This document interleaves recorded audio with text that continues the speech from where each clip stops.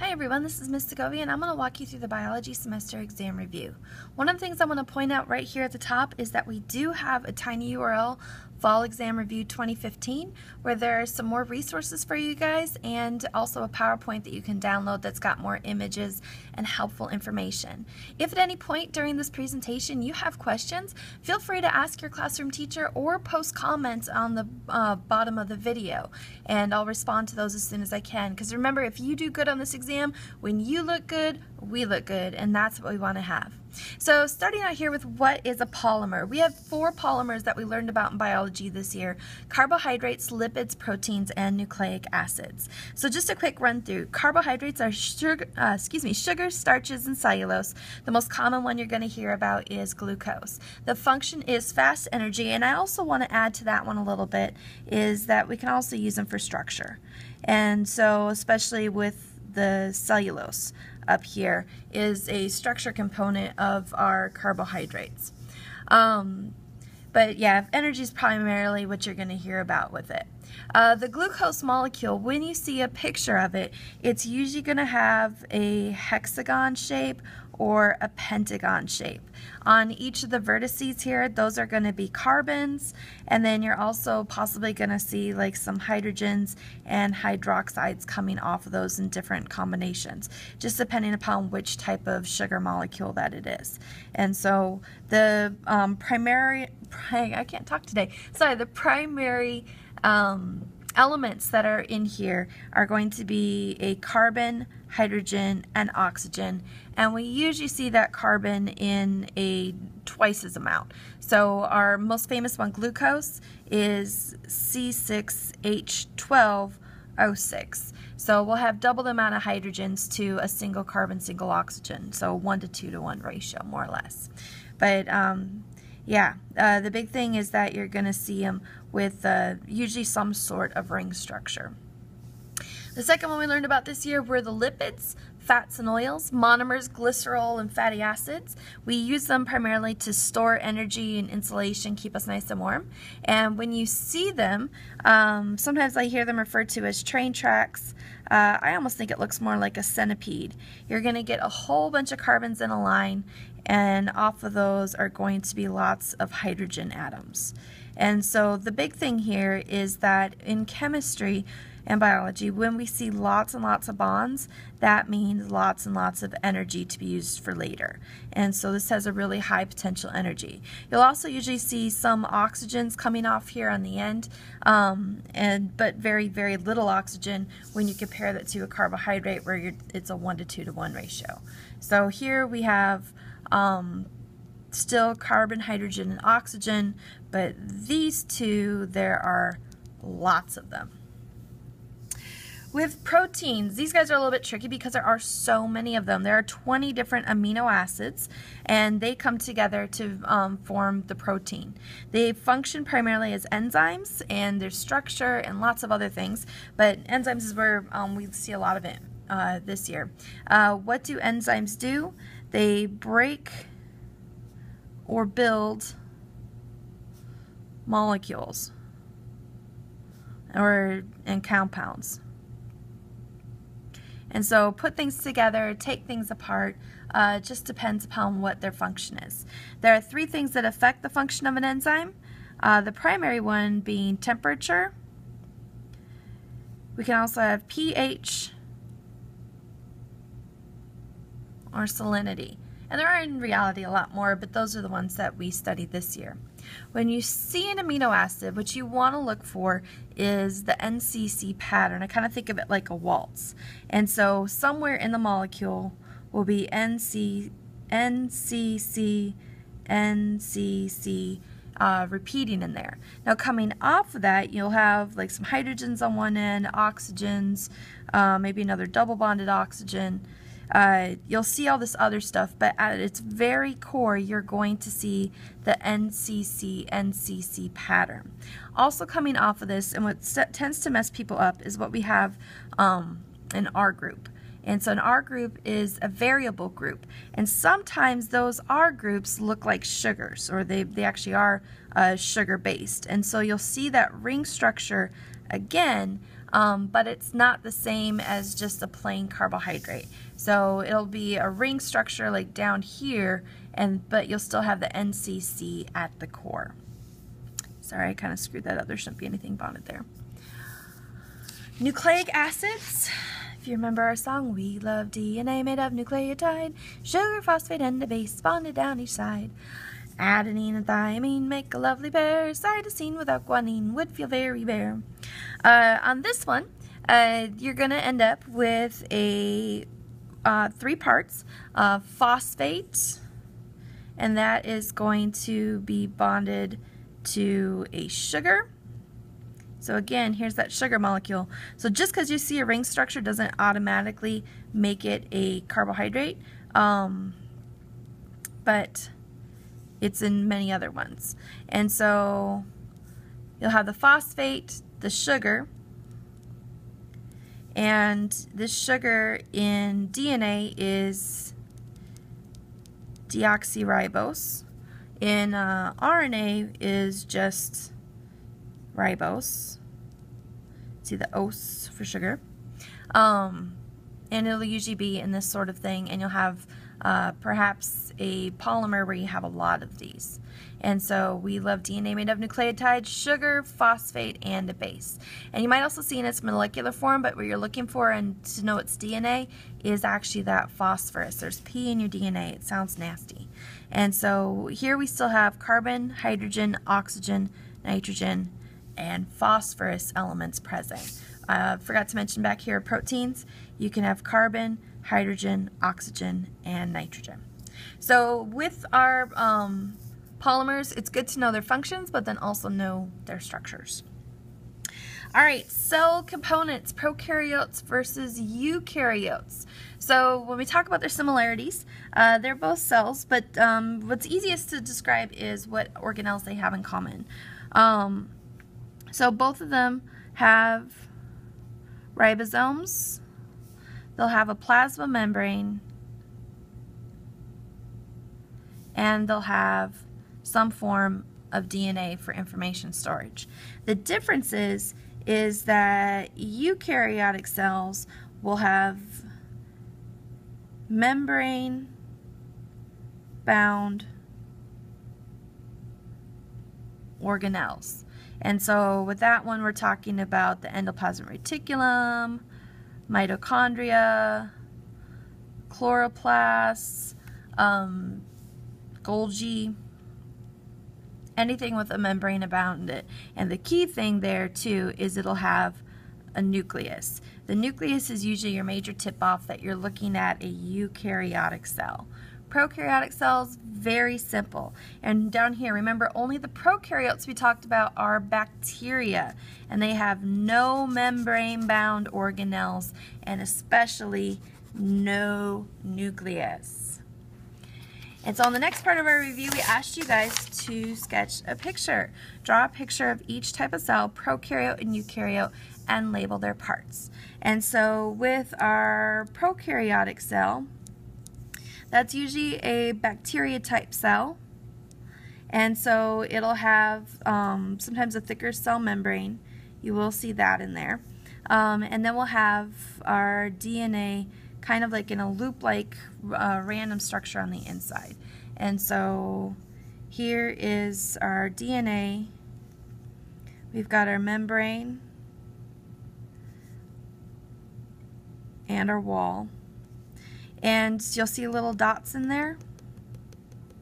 We have what we call free-floating ribosomes. And sometimes you'll see these guys too having little flagellum. And so some form of locomotion. With our eukaryotic cells,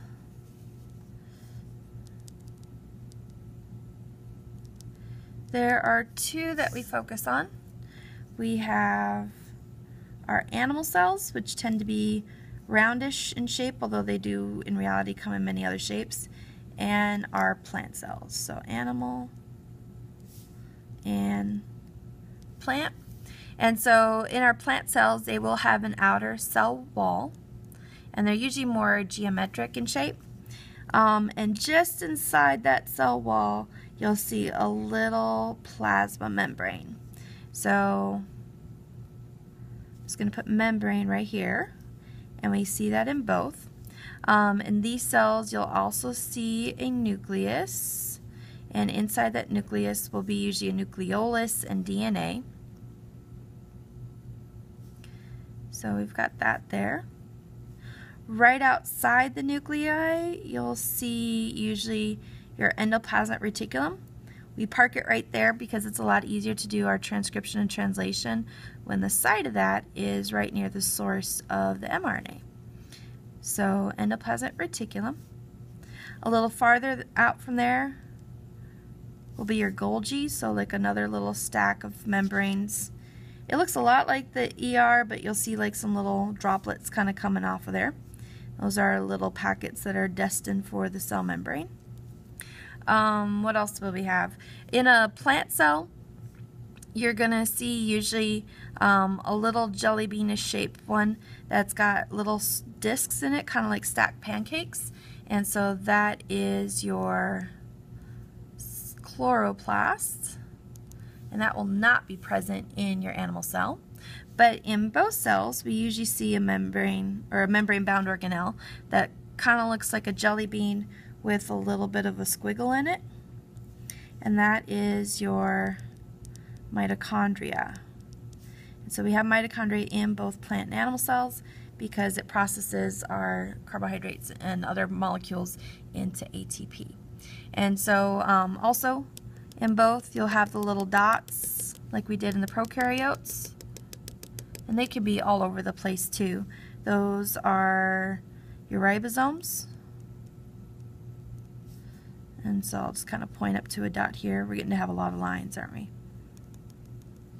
And sometimes over here we'll see like peroxisomes in our animal cells, and usually kind of a disc-like structure, which is the centrioles. And those are involved when we do meiosis, or mitosis, sorry. And also, I almost forgot, in the plant cell, you'll usually have like a big open structure, and that is a vacuole. And that the plants usually use for storage. So that's kind of your basic little comparison of your pro and U. The other big thing too to know is that our prokaryote cells, even though I drew like really huge here, are actually very tiny when compared to one of these. So, cell membrane, the bilayer, it is made of phospholipids. And when you see that, they look like little ping pong balls with tails. And if they're forming the double membrane, you'll have 2 rows of ping pong balls, and all the tails will be going to the center. With our organelles, we need to know the structure and the function of the following. We kind of dealt with the structure up here in the picture, so I'll just hit with the functions right now. Mitochondria is energy, and I'd like to say they're generating ATP. Ribosomes is protein synthesis. Golgi bodies is kind of usually referred to that as kind of like packing and shipping of the proteins. And then the endoplasmic reticulum, I really wish this was in the other order in retrospect. The endoplasmic reticulum is the site of protein synthesis.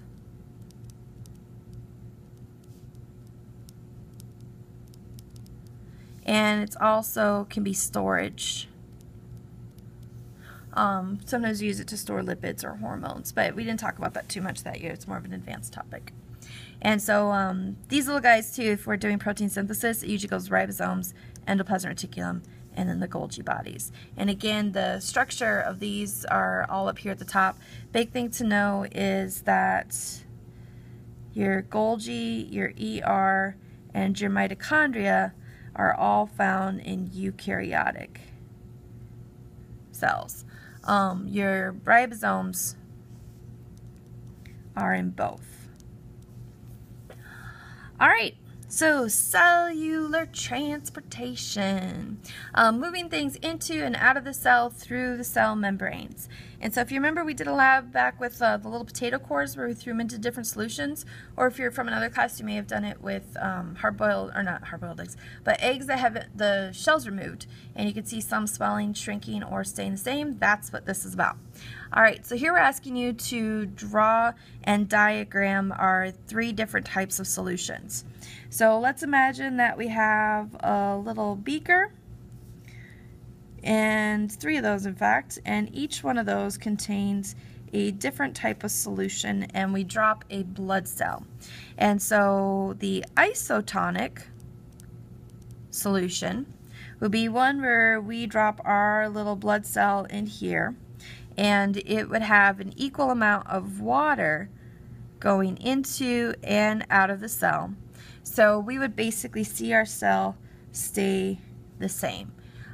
It's what we call dynamic equilibrium. There'd be no change in mass or in the molarity of our solution. Over here, we could have our hypertonic solution. And in this one, if we were to take this cell and throw it into here, we would actually see that cell start to shrink. It would lose water actually to the solution. And so we would see a movement of our H2O out of the cell and into the solution. Now, why is this? In here we have lots of solute. And so we could have like a lot of sugar dissolved in there, a lot of salt dissolved in there, and there's very little water on the outside of the cell. And so to balance the amount of water, we would see the water going out of the cell and into the solution, because all of this is about balance of water.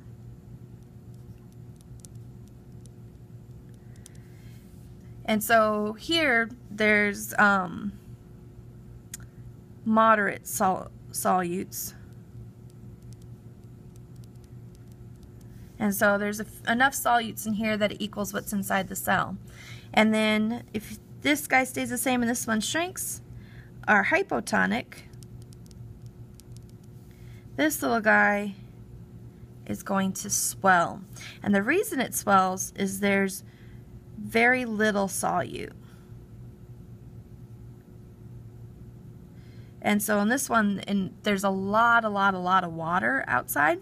And so my nice little donut cell is going to turn into a basketball. And we're going to see a lot of water moving into the cell because there's very little water inside as compared to outside. And so we're going to see it swell way up, and there's even the possibility where it could burst open, and if it bursts, we call that lysing. So lyse equals burst. And that is very, very bad. In class we talked about the wee for a wee, where people drank lots of water, and a lady actually had her red blood cells start to rupture because she drank so much that it changed the concentration of her plasma and caused her red blood cells to swell up. Not a good situation to have. The cheesy way to remember this is if you know somebody who's really, really hyper, they tend to be skinny, and so they get really, really tiny. And hypo sounds a lot like hippo, and so that is to swell up. All right, active transport requires energy, and so this is movement against a concentration gradient, which basically means we're going from low concentration to high concentration. So that's like taking and shoving a bunch of people into a room. It's going to be a whole lot of work. Passive transport, no energy, and so this is movement with, I'm just going to abbreviate, concentration gradient, which is going from high concentration to low concentration, and examples of that are diffusion, osmosis, and facilitated diffusion. Those are the ones, if you remember, like with the little membranes in the proteins. And if you forgot, there's a bright orange poster probably somewhere in your room that has that picture on it. And so diffusion, high concentration or low concentration, describe an example of diffusion or draw a picture that illustrates it. And so if we're diffusing, you could think about it, we've got a cell possibly that has maybe, like our example above, lots and lots and lots and lots and lots and lots and lots and lots and lots and lots of water on the inside, and we get a movement out to where there's just a little bit. And so here we're in a high concentration situation, lots and lots and lots on the inside, and we're diffusing out into the area. And so my nasty example was, if you've ever been on a bus and somebody in the front seat lets a really, really bad fart, it doesn't take too long before you get to smell it too. The sad thing is you get to see it coming because everybody in front of you is freaking out. And so it's going from a high concentration and spreading out until eventually we end up with, here, I'll just draw a little picture. Eventually we should have an equal amount on the inside and an equal amount on the outside. And at that point, we say that we are in equilibrium because everything's equal. So here we're going from high to low until we're equal inside and out. All right, osmosis is the movement of water through semi-permeable membrane. Remember, water moves towards the stuff, towards the solute. Water moves towards the area where there's more solute, sugar, salt, starch, etc. And so we talked about that up here, lots of solute, the water's going to move out of the cell that way. Endocytosis and exocytosis. So what is the difference between these two processes? If we're talking about endo is in, and exo is out. Nice thing is the names kind of sound like what they do. Do these processes require energy? Why, yes. Yes, they do. And so if you ever see these, here, let me draw endocytosis. Exocytosis looks like the same thing, but backwards. If we have, say, like a little cell right here, or a bacteria, and it's coming and approaching our cell membrane, it'll actually, imagine this is a little cartoon, start to kind of fuse with the membrane, and the cell can eventually kind of swallow it. And so it goes then into the cell and becomes part of the cell itself, or is a little packet that later on goes in. Exocytosis would be the same. So there might be little materials in here that the cell needs, or if you imagine it backwards, it's materials that the cell's trying to get rid of. And so it's a way we could take in or get rid of much larger stuff that diffusion and osmosis can't handle. All right, hanging in there with me? It's exhausting, isn't it? On to page 3. Cellular energy. Cellular respiration, chemical energy to ATP and photosynthesis is solar energy to chemical energy. The big thing to know here is that these arrows are sometimes referred to as a conversion. We're converting,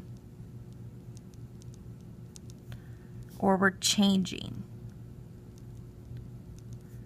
So we're changing from chemical energy into ATP, or in the photosynthesis, we're taking solar energy and we're changing it into chemical energy. What types of cells use cellular respiration? All eukaryotic cells. Even your plant cells do cellular respiration. What types of cells use photosynthesis? Those are plant cells. And we also will see it in algae.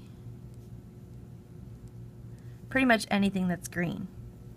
All right, write the chemical reaction for cellular respiration and identify the reactants and the products. So think of cellular respiration as you going to lunch. What are you going to eat? Well, you are probably going to get some sugar into your system, and you're going to have to breathe some oxygen in order to survive. And your body is going to do some work to turn that into carbon dioxide. It'll also create a little bit of water, and we're going to also get some ATP out of this one. Additionally, we might have a little bit of excess energy given off as heat. If you're a chemist, you're going to be upset because I haven't balanced this yet. And so sometimes you'll see the numbers, sixes in front of these letters. So our reactants, these right here are reactants because they are reacting with one another. And then these guys over here are the products. Photosynthesis is kind of cool because the chemical formula is essentially the opposite. And so plants take in carbon dioxide and water, and they convert that to sugars and oxygen. And so in this one, you'll notice we have ATP over here, but it didn't show up. That's because right here we have solar energy coming in, and it's being eventually stored in the chemical bond, and then it'll be released in cellular respiration. That's where we get our ATP. So over here, these are our reactants, and these are our products. And so just keep in mind, the products of one are the reactants of the other. And so as long as you can remember one formula, the other is more or less the opposite. Fermentation, is this aerobic or anaerobic? Well, the point of fermentation is there is no air, and so that is anaerobic. And so in that one, we get produced lactic acid or alcohol, depending upon which types of cells we're working with. It's kind of your cell's last resort sometimes to stay alive. They'll switch to fermentation, the anaerobic respiration. Is heat given off during these reactions? Why, yes. Yes, it is. We do have excess heat coming off, and before I forget, I forgot to balance this one, so we got to add those sixes in front of those numbers. All right, cell cycle. Why do we grow? Is because we create new cells, and so we're always making new cells all the time, otherwise we'd eventually run out and that'd be horrible. And so the process, one part of the cell cycle when the cell cycle actually divides. Draw a simplified model of each stage of mitosis: prophase, metaphase, anaphase, and telophase. Make note of where the chromosomes are located in each stage. All right, so our prophase, the first one that we have, when we see the cell, we will start to see the nucleus breaking down, and you'll be able to start to see the chromosomes forming a little bit more and starting to take on that X shape that we have. In metaphase, my favorite phase of all, the chromosomes will line up down the center, and we'll also have our little centrioles with our spindle fibers forming, and they're getting ready to split, which is anaphase. And so in anaphase, they're going away from each other. And so we're actually getting, ensuring that we have exact duplicates of DNA going to either side. And then finally, we get telophase, where we have formed almost two individual cells. Our nucleus is coming back, and we now should have exact copies. The big thing to know on here is that we have two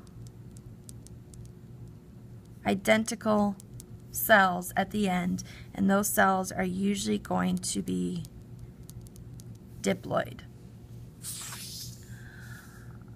All right, DNA replication. What base pairs bond together in DNA?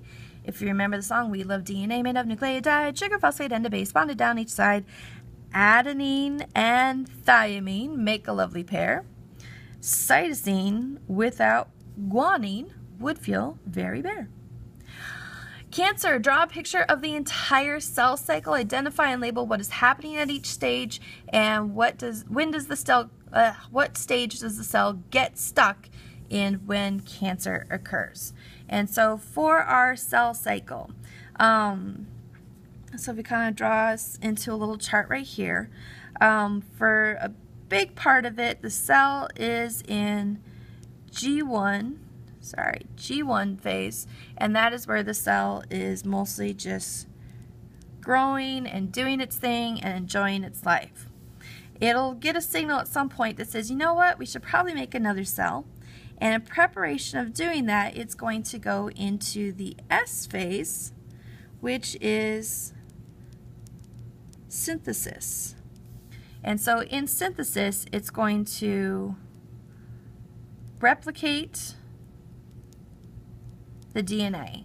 And replicate means to make copies. So if I could replicate you, it means I'm copying you. Then the cell is going to do G2 phase, G2, and in G2, this is growth phase 2. It's preparation for mitosis. And big thing to know here is that all 3 of these stages, so from here to here, all this is part of interphase, the cell doing its thing. And then it gets into this phase right here, which is mitosis, which is what we drew above. And so we're going to have prophase, metaphase, anaphase, telophase, and also cytokinesis, which is where the cytoplasm and everything else moves. And so all those happen in mitosis. Now in cancer, what phase do we get stuck in? It's really, we're running this cycle uncontrolled. So cancer is uncontrolled cell growth. We're going to do lots of mitosis, and oftentimes it's going to do it incorrectly, which creates those tumor cells, and those are really horrible. And so that's your basics on your cell cycle there. Whew. All right, last page. Let's do this, guys. Transcription. What is happening in this process? So in transcription, we are going from DNA and we're making a duplicate of that in mRNA form. Where is this located happening? It's happening in the nucleus. Translation, what's happening in this process, we're going from mRNA to amino acids. It's being read. And so this is kind of the reading phase. And we are turning it into, eventually, those guys are going to make our proteins. Where is this located? In the cytoplasm at a ribosome. It's their job to carry out the translation. All right, so describe the roles of DNA, mRNA, tRNA, and rRNA. Gosh, we should have left a gap there so we could actually write those. So DNA, so I'm just going to draw a little line here and kind of partition this off. DNA is the information.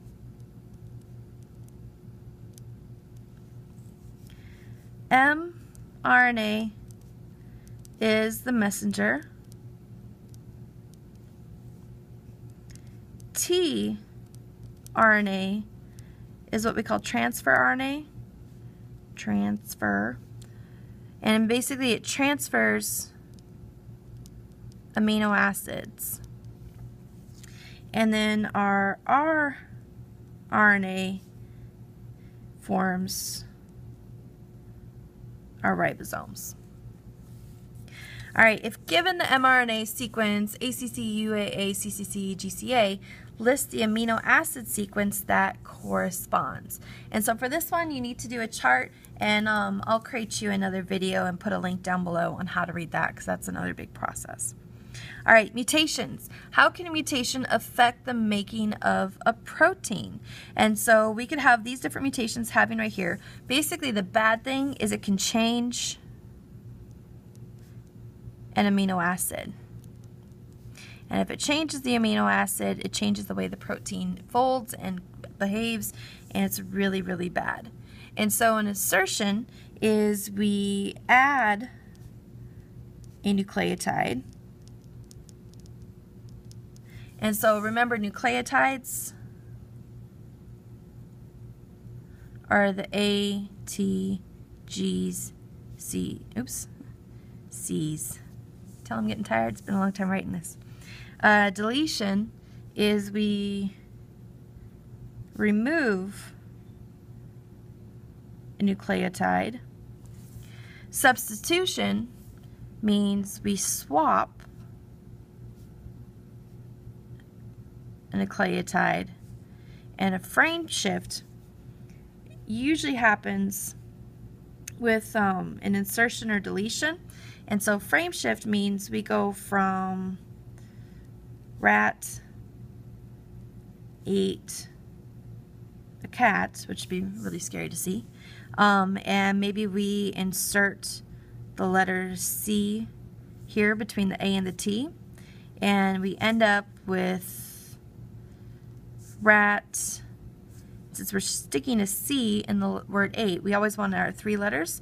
It would be A, C, T, and then E, C, A, and then we'd have an extra T left on the end. And so it shifts everything to the right, and it changes the way it's read, and that can be horrible in terms of a protein.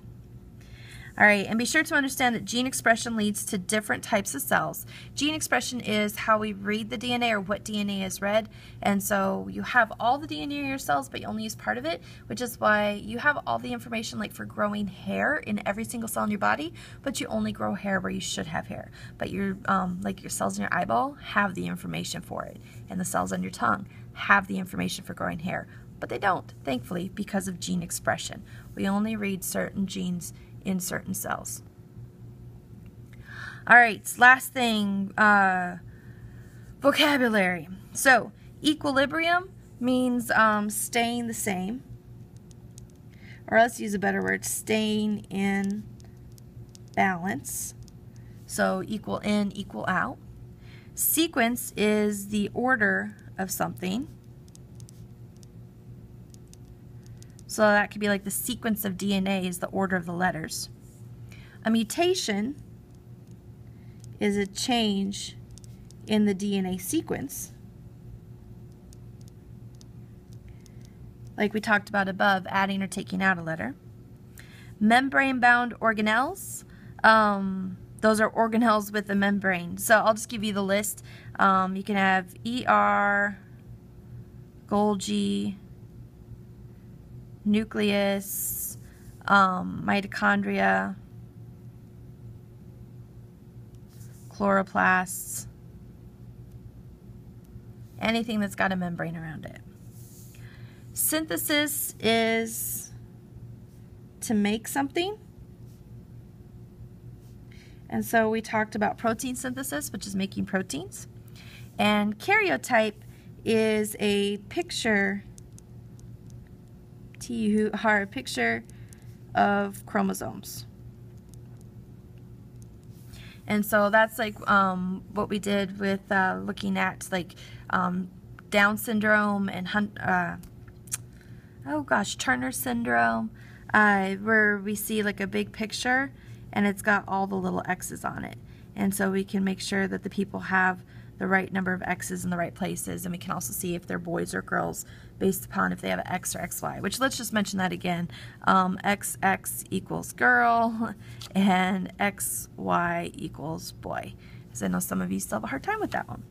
All right, final little thing. How many chromosomes should be at each position on a karyotype? There should be 2 at each position. If there are 3 chromosomes at position number 21, we have Down syndrome or trisomy 21.